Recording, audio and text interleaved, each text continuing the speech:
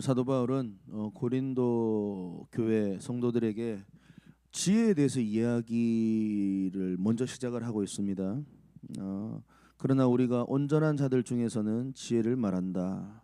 이 온전한 자들이라는 표현은 오른쪽에 보면은 세상의 지혜를 의지하지 않고 성령 안에서 성숙한 믿음을 가진 자들, 그러니까 성령 안에서 잘 훈련되어지고 예수 그리스도를 닮고 이제 그 믿음을 가진 그러한 자들, 온전한 자들 중에는 그 사람들이 말하는 지혜가 있다. 이는 세상의 지혜가 아니다. 또 이 세상에서 없어질 통치자들의 지혜도 아니다. 그리고 7절에 보면 오직 은밀한 가운데 있는 하나님의 지혜를 말하는 것이다. 이렇게 말하고 있습니다.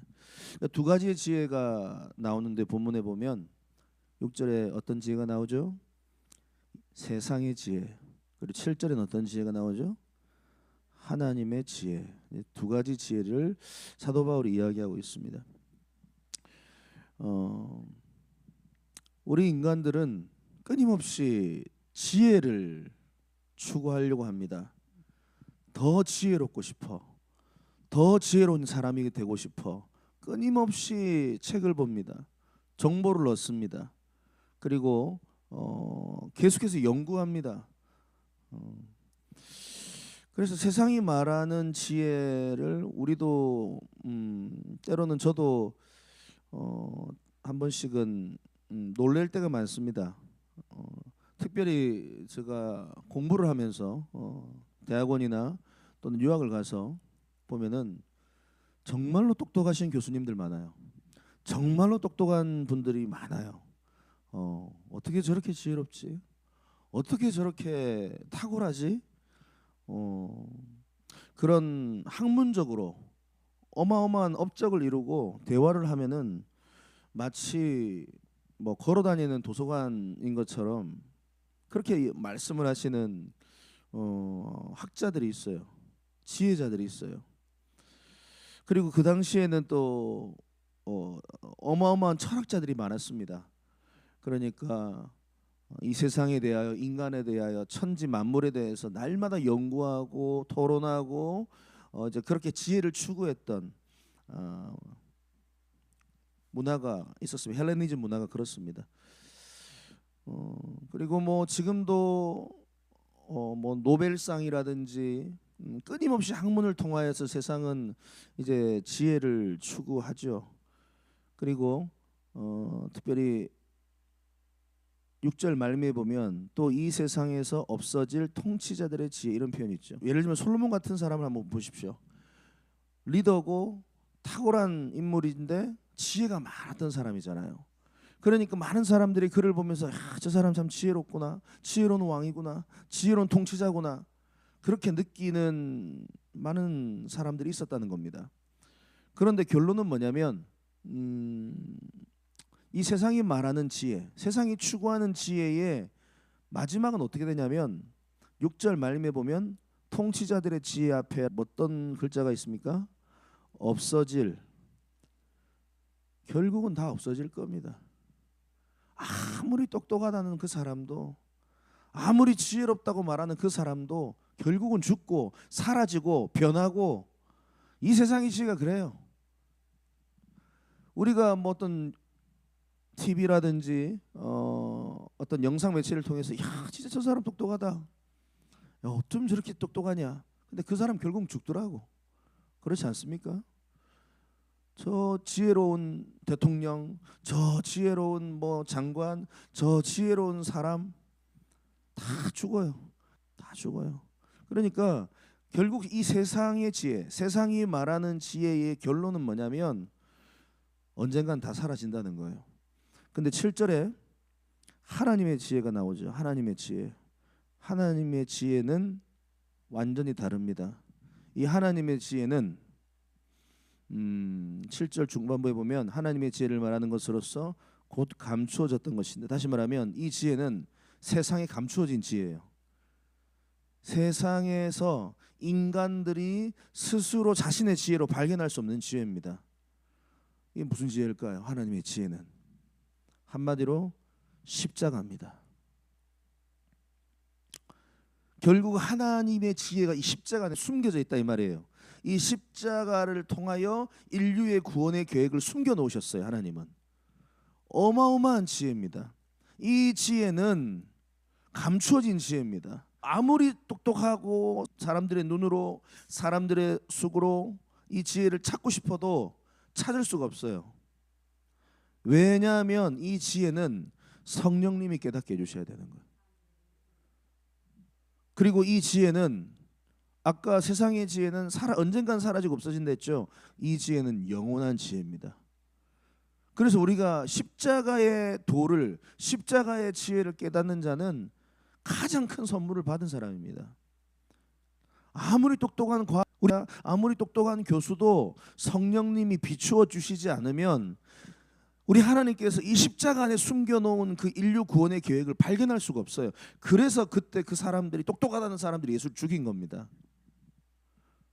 8절에 말하잖아요. 사도 바울이 이 지혜는 이 세대의 통치자들이 한 사람도 알지 못하였다 그잖아요. 본디오 빌라도도 얼마나 똑똑한 사람인데요. 만일 알았더라면 영광의 주를 십자가에 못 박지 아니하였으리라.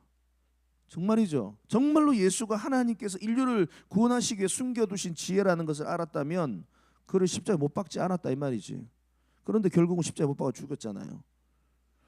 결국은 십자가의 지혜가, 십자가 속에 숨겨진 그 지혜가 하나님이 말씀하시는 지혜다.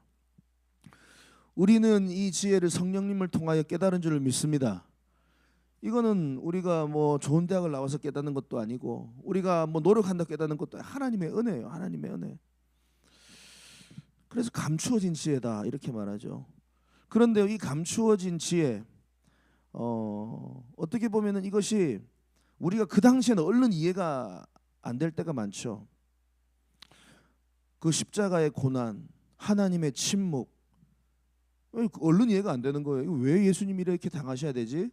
그런데 그 하나님의 지혜의 특징이 뭐냐면 시간이 지나야지 깨달아져요. 하나님의 때가 돼야지만이 그때야 이해가 됩니다.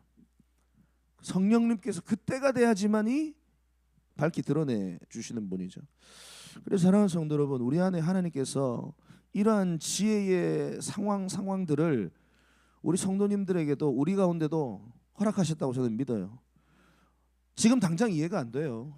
이 상황이 이해가 안 돼. 고난이 이해가 안 되고 왜 하나님이 침묵하시고 왜 지금 이 상황을 빨리빨리 풀어내시지 않는가 너무 답답할 때가 많아요.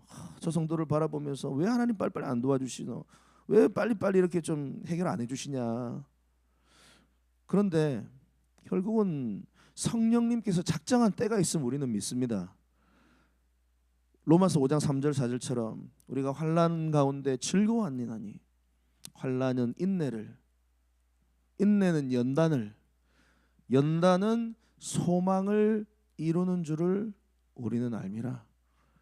그래서 왜 이러한 시간들 속에서 하나님은 우리를 그렇게 훈련하시는가? 결국은 이 환난이 인내를 연단은 소망을 이뤄내시는 하나님의 그 경륜 속에서 우리가 오늘도 성령 하나님 의지하면서 인내하며 이 믿음의 길을 걸어가야 될 줄 믿습니다. 그게 진짜 그리스도인이에요. 그게 진짜 그리스도인이에요.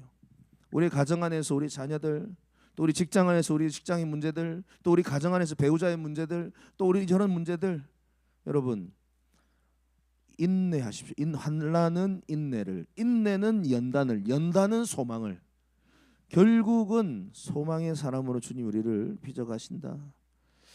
그리고 7절에 보면 참 은혜가 되는 표현이 하나 있는데 오직 은밀한 가운데 있는 하나님의 지혜를 말하는 것인데 곧 감추어졌던 지혜인데 하나님이 우리의 영광을 위하여 이 지혜를 어떻게 하셨다고요?